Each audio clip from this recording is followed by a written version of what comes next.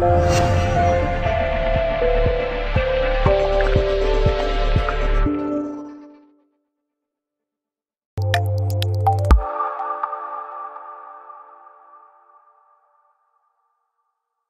Jim, what was your overall view of today's game? I think in the end, the amount of chances they had and the scoreline suggests that we were poor, but I think the game was really tight for long periods, and we just lacked that touch of quality in the final third, and lacked perhaps that threat from crosses, aerial threat, and then when you make mistakes like we were making at the back, then you're always going to be on the back foot and concede opportunities. Have you paid the price for some of the injuries today? Obviously, no Ben McKenna, no Jason Oswell, Steve O'Halloran's still out. It's quite a long list, isn't it?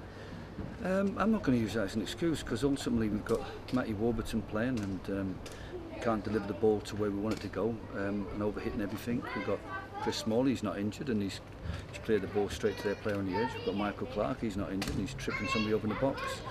We've got other players who were fully fit.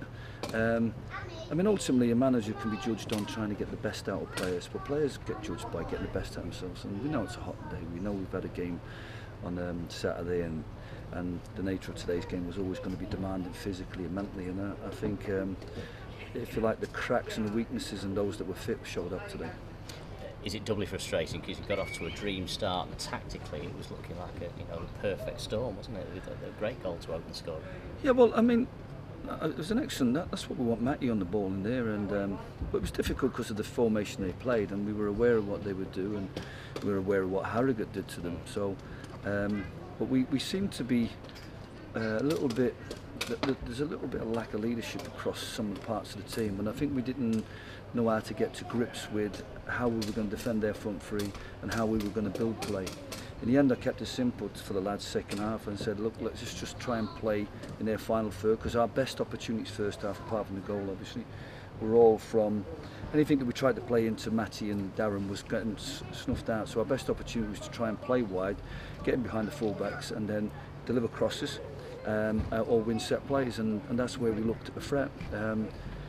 Unfortunately, like I said, the quality from the crossing and from the set plays wasn't up to scratch, because it needed to be, because we didn't have the same physical presence in there that we normally have. And obviously difficult for Darren as well, as a central striker up against three centre halves. I think he found it a tough afternoon.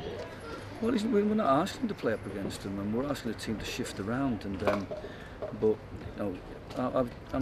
he gave away some poor fouls which were needless. We're not asking him to look for the ball, we're asking him to stay away from the play. But he's getting himself, we dumped a lot on him, and but what we needed to do is that when you've got the superiority numbers on the side, you need to be trying to get your white wingers high and get your fullback supporting, and that's where we got much of our joy. The idea wasn't to bang it long into Darren, and but there was examples where we had target players on both flanks, and we've kicked down the middle, and Darren's fighting three centre backs with a keeper behind. So, but without I've always said, without techniques there's no tactics. So the corners were threatening, the runs, the movement, the players in there, but the technical side of it was poor. Balls overhit, dropped in the keeper's hands. So that side of it was disappointing, because the three aspects that have been good for us, the penetration play down the middle was always going to be difficult today because of the numbers that they employed, crosses and set plays, and unfortunately, particularly the loss of Jason, and the little bit of lack of quality on the set plays that they cost us in terms of having a go for it from them.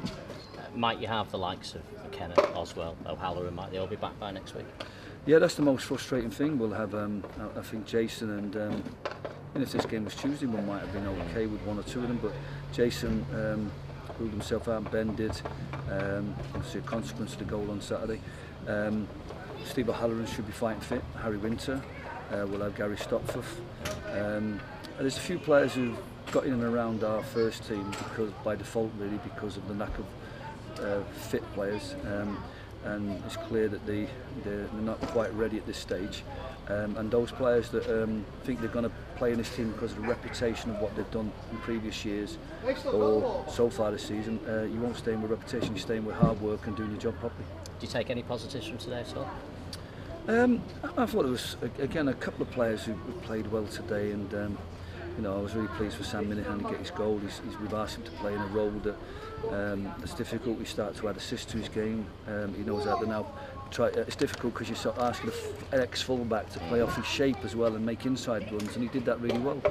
In some regards, fullbacks are putting our wings to shame in terms of the work rate and application and the threat that they're offering from crosses and from coming inside. Commiserations today. Thanks, Jim. Thanks very much.